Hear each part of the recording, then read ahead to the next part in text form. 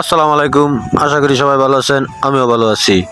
প্রতিনিয়তের মতো আজকে আমি কাজে নেমে গেছি। আজকে আমার কাজ হলো আমি গাছ থেকে আম পাড়বো, আর গাছ থেকে আম পাড়ার জন্য আমি নিজেই উঠে গেলাম এবং আমগুলো আমি নিজেই পারলাম।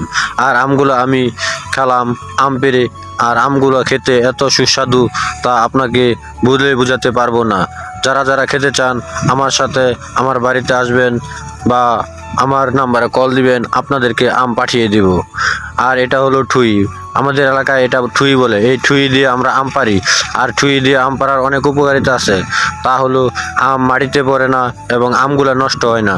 তার জন্য আমরা ঠুই ব্যবহার করি এবং ঠুই দিয়ে অনেক দূর দূরান্ত থেকে আম পাড়া যায়, গাছের মগ ডাল থেকে আম পাড়া যায়। এরপরে বাড়িতে আইসা আমি পেঁপে নিলাম, আমাদের গাছের পেঁপে, গাছ পাড়না পেঁপে, খুবই সুস্বাদু। এটা আমি সুন্দর করে কেটে টুকরা টুকরা করলাম এবং এটাকে খেয়ে ভিনিশ করে দিলাম। এটা এত স্বাদ, খুবই স্বাদ।